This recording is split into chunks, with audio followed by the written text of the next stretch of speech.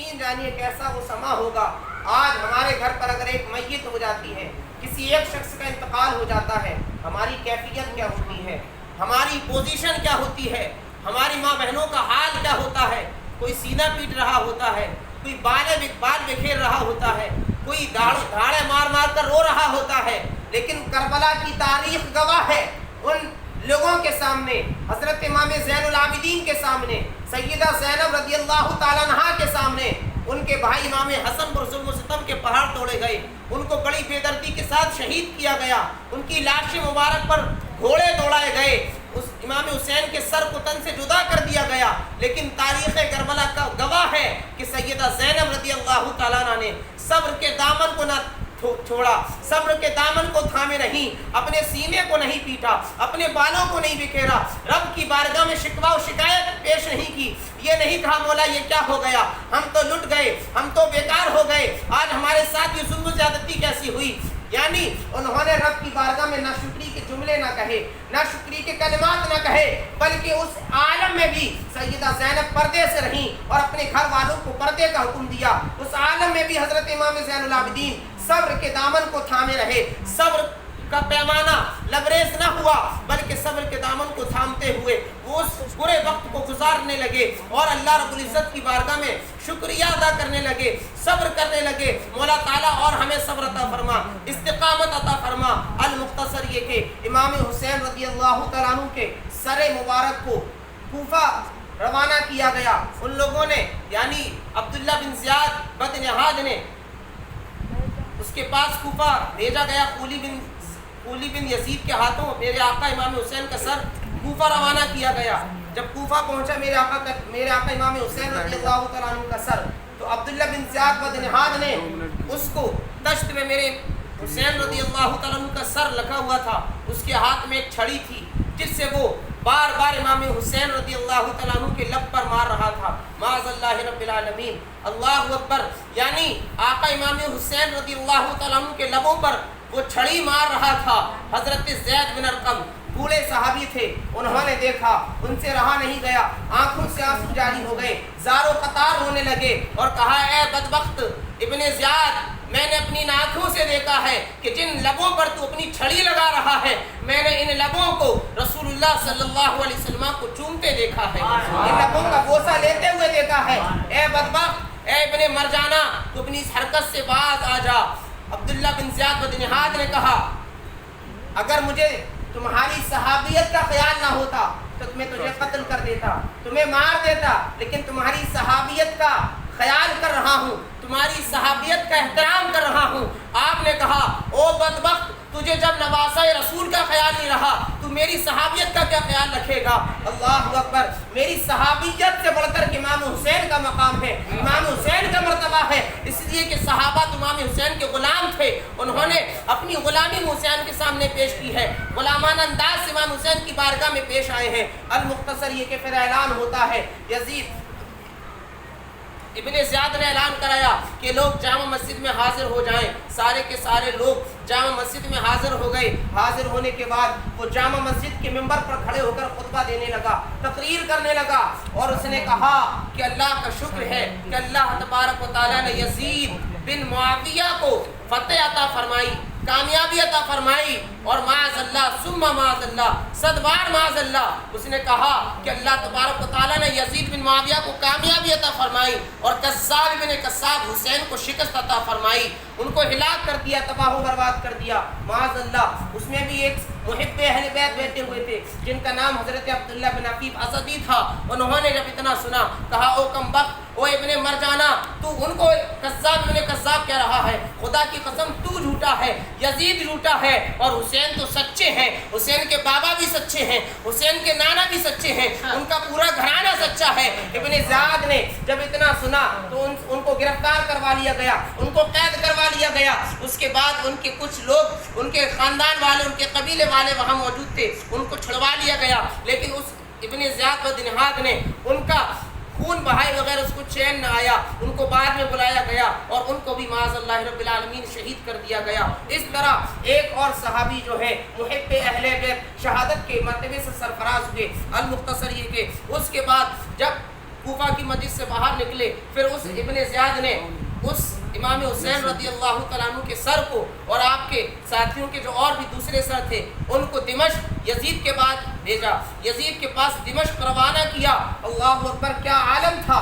हज़रत इमाम ज़ैनुल आबिदीन रदी अल्लाह तआला अन्हु के हाथों में हथकड़ियाँ डाल दी गई, पैरों में बेड़ियाँ डाल दी गई, आपके हाथ और पैर में जंजीरें जकड़ दी गई। अल्लाह अकबर।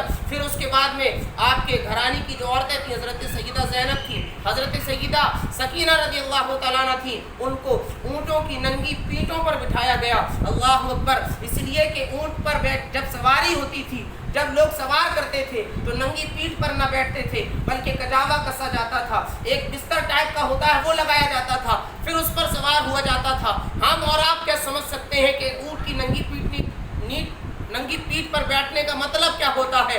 हम तो एयर कंडीशन एसी बसों में सफ़र करते हैं, ट्रेनों और हवाई जहाज़ में सफ़र करते हैं। वो ज़माना था कि अल्लाह के रसूल सल्लल्लाहु अलैहि वसल्लम की घर की औरतें जो हैं ऊँटों की नंगी पीठ पर बैठी हुई हैं। और उस इब्ने ज़ियाद बिन निहाद ने कहा कि काफ़िला जहाँ भी रुके इनको पानी न दिया जाए, माशअल्लाह रब्बिल आलमीन, इनको न खाना दिया जाए बल्कि इनको ऐसे ही भूखा प्यासा यजीद के दरबार में पहुँचाया जाए। हज़रत इमाम ज़ैनुल आबिदीन को जकड़ दिया गया है, हाथों में हथकड़ियाँ हैं, पैरों में बेड़ियाँ हैं। यह काफ़िला रवाना हुआ और रवाना होकर के रात गुजारने के लिए एक गिरजा घर के पास जाकर के रुका, एक चर्च के पास, जो ईसाइयों का एक चर्च होता है, इबादत गाह होती है गिरजा घर, वहाँ जाकर के ये काफ़िला रुका।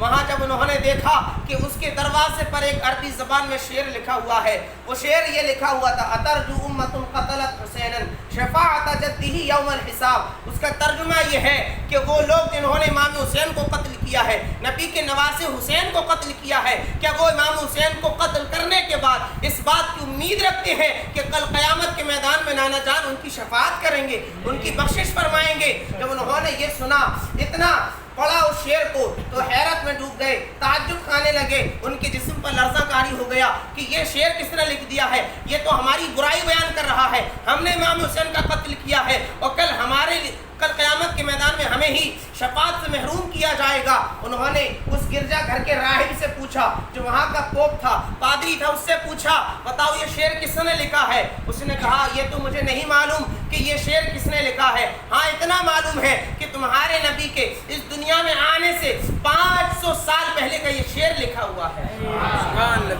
दुनिया में नबी के आने से 500 साल पहले ये शेर लिखा हुआ है। पता ये चला इमाम हुसैन का जिक्र जो है नबी की आमद से 500 साल पहले, और खुदा जाने कितने साल पहले से होता चला रहा है, खुदा जाने कितने साल पहले से इमाम हुसैन का जिक्र किताबों में मज़कूर है।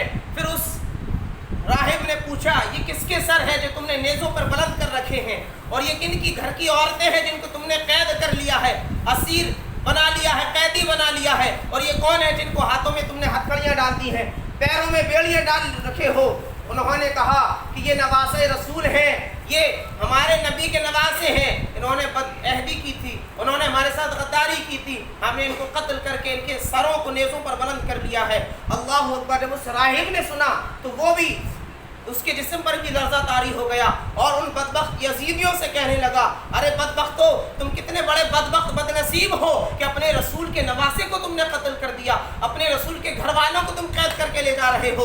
उसको भी अफसोस हुआ। उसके बाद उसने देखा कि इमाम हुसैन रज़ी अल्लाह तआला अन्हु का सर जो नेज़े पर बुलंद है, अलग ही उसकी कैफियत है, अलग ही शान है। अल्लाह अकबर। उसने कहा, आप इस सर को एक रात के लिए हमारे पास दे दें, मुझे मेरे हवाले कर दें, ताकि मैं इसके बदले में तुम्हें कुछ दिरहम दे दूं। उन्होंने तो माल ही का लालच था। उन्होंने कहा ठीक है, एक रात में हमारा क्या गुजर जाता है, सुबह हमको वापस मिल जाएगा और इसके बदले में हमें कुछ दिरहम और दीनार मिल जाएंगे। उसने 10,000 दिरहम उनको दिए, थैली उनको पकड़ा दी। उन्होंने 10,000 दिरहम की थैली अपने पास रखी और इमाम हुसैन रज़ी अल्लाह तआला अन्हु के सर को उस राहिब के हवाले कर दिया। उस राहिब ने इमाम हुसैन रज़ी अल्लाह तआला अन्हु के सर अक़दस को लिया, उसके गर्दो गुबार को साफ किया, आपके दाढ़ी मुबारक पर, आपके सर के बालों में जो गर्दो गुबार लगा हुआ था, खून जमा हुआ था, उसने धोया, साफ व शफाफ किया और उसके बाद में इत्र लगाया, खुशबू से बसाया और एक मकाम पर रखकर इमाम हुसैन के सर की ज़ियारत करने लगा, इमाम हुसैन के सर को देखने लगा, दीदार करने लगा। अल्लाह अकबर। یہ امام حسین رضی اللہ تعالیٰ عنہ کا سر مبارک ہے جو تن سے جدا ہو گیا ہے، جسم سے الگ ہو گیا ہے، لیکن اس کے باوجود بھی اس راہب نے جب امام حسین کے سر کی زیارت کی، اس امام حسین کے سر کا دیدار کرنے لگا تو اس نے کیا دیکھا کہ آسمان امام حسین کے سر سے لے کر آسمان تک نور ہی نور نظر آ رہا ہے، نور کی کرنیں نظر آ رہی ہیں، اس کی دل کی کیفیت بدل گئی، اس کے اندر سے ماحول تبدیل ہونے لگا۔ اس نے جب یہ دیکھا کہ امام حسین کے سر سے آسمان تک نور ہی نور نظر آ رہا ہے، اس کی کیفیت بدل گئی، اس نے سچے دل سے پڑھا لا الہ الا اللہ محمد رسول اللہ صلی اللہ تعالی علیہ وسلم، کلمہ پڑھ کر کے مسلمان ہو گیا۔ اب یہاں پر رک کر کے میں یہ بتانا چاہتا ہوں، یہ وہ سر ہے امام حسین پاک رضی اللہ تعالیٰ عنہ کا جو تن سے جدا ہو گیا ہے، لیکن جدا ہونے کے بعد بھی لوگوں کو کلمہ پڑھنے کی توفیق عطا فرمایا۔ سبحان اللہ، بے شک بے شک۔ یہ امام حسین کے سر کا مقام ہے، تن سے جدا ہو چکا ہے، لیکن پھر بھی امام حسین کو سر کو دیکھ کر کے عیسائی جو ہے، راہب جو ہے، کلمہ پڑھ کر کے مسلمان ہو رہے ہیں۔ المختصری کے جب صبح ہوتی ہے وہ سر اس نے اپنے وعدے کے مطابق ان یزیدیوں کے حوالے کیا۔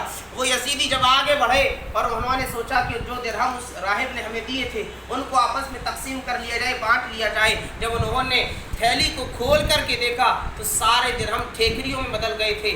ٹھیکری یعنی اینٹ و پتھر بن گئے، اور ان کی ایک طرف یہ آیت کریمہ لکھی ہوئی تھی وَسَيَعْلَمُ الَّذِينَ ظَلَمُوا أَيَّ مُنْقَلَبٍ يَنْقَلِبُونَ، کہ ظالم ظلم کرنے والے قریب جان لیں گے کہ پروردگار عالم ان کے ساتھ کیا سلوک کرنے والا ہے، ان کو کس کروٹ پر پھیرنے والا ہے۔ اور ایک طرف یہ آیت کریمہ لکھی ہوئی تھی وَلَا تَحْسَبَنَّ اللَّهَ غَافِلًا عَمَّا يَعْمَلُ الظَّالِمُونَ، اے لوگوں یہ نہ سمجھنا کہ پروردگار عالم ظلم کرنے والوں کے انجام سے باخبر نہیں ہے، اس کو پتہ نہیں ہے کہ ظلم یہ کر رہے ہیں۔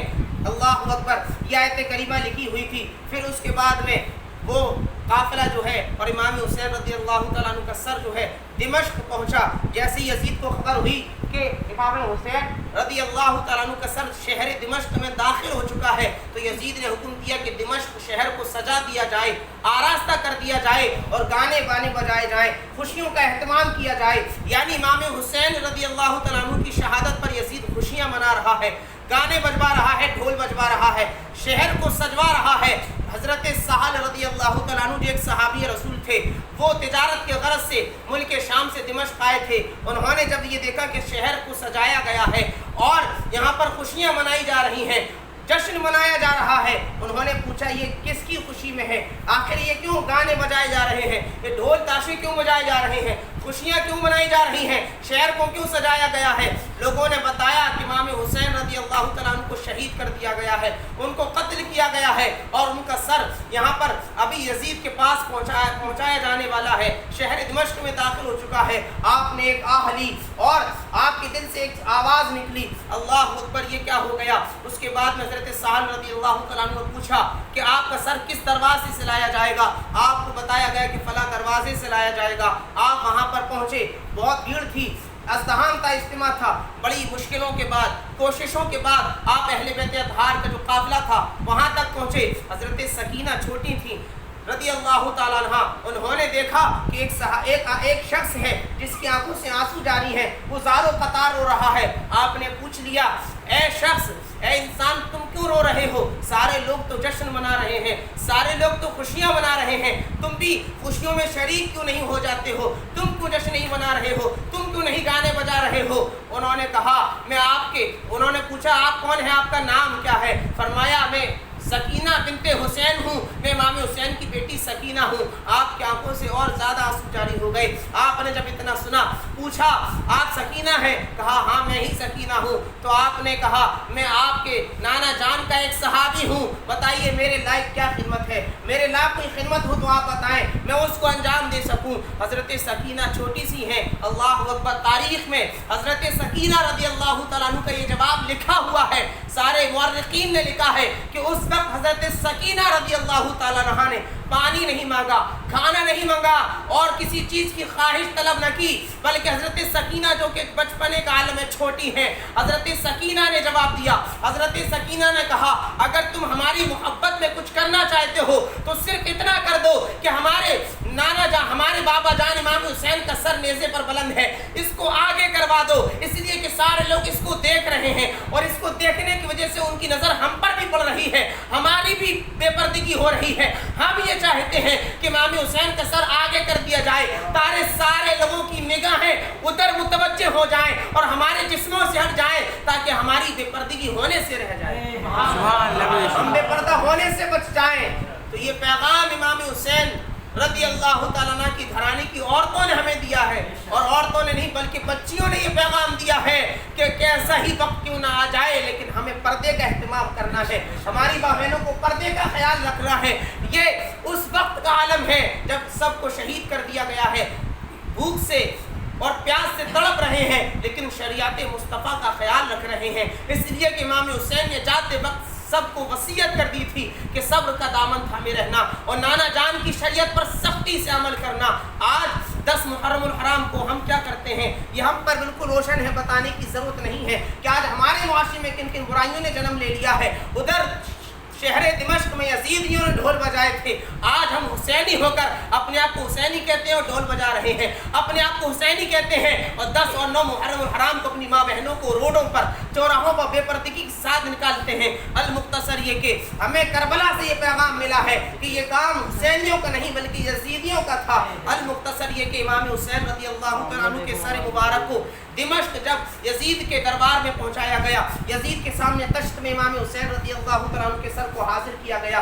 यजीद ने भी वही हरकत की, उसके भी हाथ में एक छड़ी थी, उसने इमाम हुसैन के लबों पर मारना शुरू कर दी। वहाँ पर भी एक सहाबी रसूल थे हज़रत अबू बरज़ा रज़ी अल्लाह तआला अन्हु, उन्होंने जब देखा उन्होंने भी यही जवाब दिया, ए बदबख्त यजीद, ये वो लब मुबारक है जिसको मुस्तफ़ा चूमा करते थे, जिसको मुस्तफ़ा बोसा दिया करते थे। आज तू ये हरकत कर रहा है, कल तेरा हश्र जो है इब्ने ज़ियाद के साथ होगा और हुसैन का सर रसूलुल्लाह के साथ होगा, हुसैन का हश्र रसूलुल्लाह के साथ होगा। अल मुख्तसर ये कि फिर उसके बाद यजीद ने हज़रत इमाम ज़ैनुल आबिदीन रज़ी अल्लाह तआला अन्हु को बुलाया, तलब किया और वो इज़हार अफसोस करने लगा, नौटंकी करने लगा और मगरमच्छ के आंसू बहाने लगा, यानी ये जाहिर करने लगा कि मेरी कोई गलती नहीं है, मैंने ये नहीं किया है, और कहने लगा ए ज़ैनुल आबिदीन, अगर मैं होता तो इमाम हुसैन के साथ ये सलूक न करता, उनको कत्ल नहीं होने देता, लेकिन जो हुआ वो हुआ, अब आपको मैं मदीने सलामती के साथ पहुंचा दूंगा। यानी यजीद अपनी सफाई पेश करने लगा, आंसू बहाने लगा।